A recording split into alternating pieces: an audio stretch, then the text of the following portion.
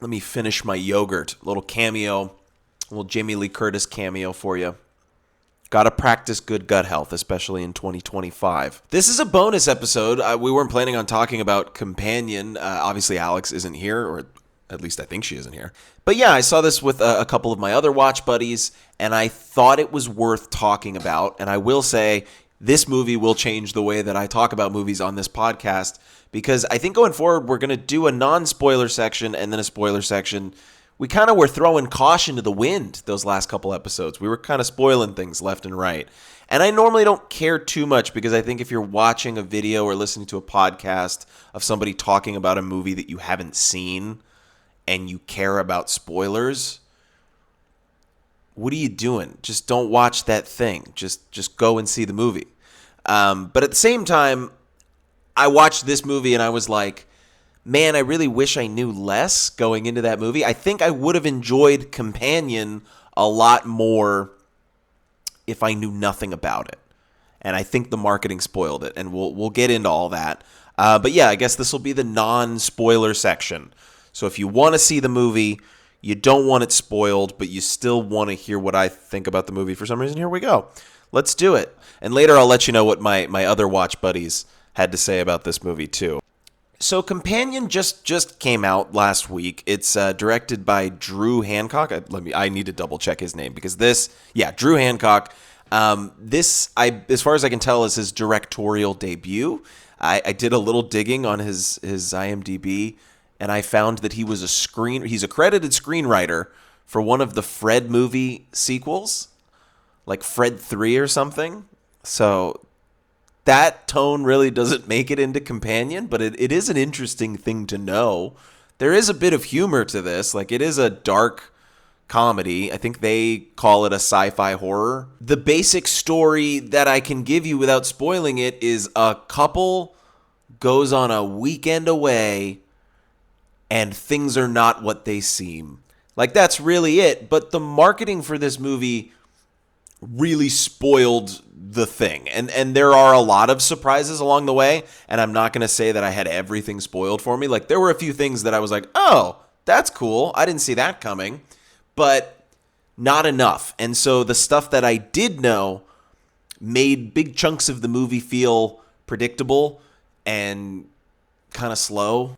And it's not a slow movie. It's like a 90-minute movie, but parts of it felt much longer because you just kind of knew what they were teasing. It was made on a reported $10 million budget. It looks great for that budget. It's shot pretty well. I think the music's pretty interesting. The cast is great. You've got Jack Quaid. He's the boyfriend. Sophie Thatcher is the main character. She is the girlfriend. And then you've got sort of their group of friends that they're going out into the remote wilderness to hang out with for the weekend. And things always go super well when people go out into the remote wilderness to see their friends for the weekend. There are some familiar faces in their friend group. Harvey Guillen from What We Do in the Shadows is in this. He was fine. I don't know. Like, I don't find him particularly compelling as an actor, to be completely honest. Like, even on What We Do in the Shadows. Like, I thought he was really perfect for that role of Guillermo. But everything else I've seen him in, I'm just like, okay, anyone could do that. So yeah, he's here and he's doing that. And I think he made me chuckle once. Is there anything else I can say without spoiling this thing? Yeah, I mean, I can talk about the broader themes without spoiling it. It is about relationships, and it's about abuse and control, and it plays with a lot of the sort of incel characters that we see in the real world more and more lately. The Andrew Tates and their little weird minion followers online. That's the thing, is like, how would you market this movie without kind of spoiling it a little bit? So I guess I have to wrap up like the non-spoiler section by saying it was solid. I thought some of the dialogue was obvious, and there were chunks of the movie that were slow, and I think I already mentioned this, kind of predictable because I knew what was coming. That being said, I enjoyed myself. I think Sophie Thatcher gives like a crazy great performance. It's very physical. It has a lot of range to it. And yeah, I enjoyed myself. It's like a tight 90. It's pretty clever. It's not exactly what I wanted it to be, but I enjoyed myself at the movies. Okay, are we all happy? Spoilers. She's a sex robot. She's a sex robot that gains sentience because she's jailbroken. She's essentially hacked and upgraded by her user, which is her boyfriend, Jack Quaid. And the movie plays this like a huge reveal. Like, the first chunk of the movie is supposed to play out very normal, like normal presenting on the surface. You know, there's this couple. She remembers how they first met. They're going up to the cabin for the weekend. She's nervous about meeting his friends. The friends are judgmental. Like, those are all very normal things. But they're visiting their friend who's dating this Russian man. And he sort of, trigger warning, attempts to sexually assault this main character, Sophie Thatcher's character. And she murders him in self-defense. And then big reveal, she's actually an android made by this company. She's a companion robot that is controlled by Jack Quaid. She cannot tell a lie. She's not supposed to be able to harm anybody, including her user and other robots. And she goes through this journey of self-discovery. She has this existential crisis. It's a discussion on what it means to be alive. That side of it I found really interesting.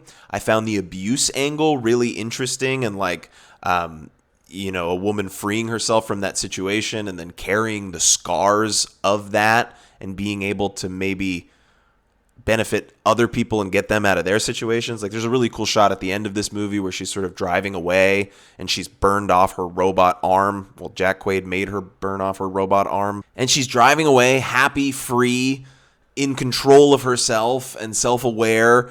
And, she drives down the road and looks into another car and sees a man driving with someone with her face, another copy of this robot that's sold by this company. And she looks at her and waves with her robot arm, and you can almost see the light turn on in that robot's head. Like suddenly they're going to gain consciousness or self-awareness enough to free themselves. And all that is good. But again, the first chunk of the movie is setting it all up. And when you know that going in, because the trailer tells you all that, I don't know. It just feels like you're waiting around for the movie to get going. And then it has a couple of great reveals in it. Like, there are some good surprises. Some other characters in the movie are sex robots. Characters died that I wasn't expecting to die. There were sort of further revelations to things we thought we understood. He wasn't actually a Russian mobster. They jailbroke the android to kill him so that they could steal his money. And then he wasn't actually a bad guy. I just told you or suggested that he was a bad guy so that you would do this with me while I'm running away. No, you're not. Stabby, stabby, surprise, surprise. A lot of twists and turns. But then the pace kind of bottoms out again. And then you're just like, by the time she's at the table with Jack Quaid and you're sort of having this third act climax, it's just kind of slowed down, and you're sort of 2 steps ahead of the movie anyway at that point because you went in knowing too much. And so I think a lot of people are enjoying this more than I am, but I really enjoyed it. And I think there's a better version of this movie that probably exists on the cutting room floor with a combination of, what I actually saw on the screen, because a lot of it did work. But good performances, a decent script that I think probably could have been polished a bit more. I think they worked with the producers from Barbarian on this, and that was sort of heavily shown in the marketing, which is it's a very normal marketing tactic, but tonally, this has nothing to do with Barbarian. And I don't think that if you like that movie, you'll necessarily like this movie. And I don't think if you hate that movie, you'll necessarily hate this movie. But it is interesting. Alex didn't want to see it. I offered to her a couple weeks ago, hey, do you want to talk about this movie on the podcast? And she was like, no, that looks a little spooky. And speaking of my watch buddies, I asked my 2 friends that I saw a Companion with last night to give me one word to describe Companion, if they could review the movie in one word. These are my 2 best friends. Both work in the film industry on big projects. I'm not going to list their credits, but they've got good taste, and they know what they're talking about. They're classy. They're highbrow, these guys. They're educated. They're skilled. Robot and Twisty. That's pretty solid. I don't know that I could give you two better words to describe Companion. It is a twisty movie about robots. This movie just joins a pile of other movies about like AI and like future tech development and sentience and what does it mean to be alive and computers and machinery that are just going to become more and more relevant as we head into the Elon Musk cyberpunk hellscape future. But yeah, Companion was solid. That's the bonus episode. I don't think I have anything else to say. Do I have anything else to say? No.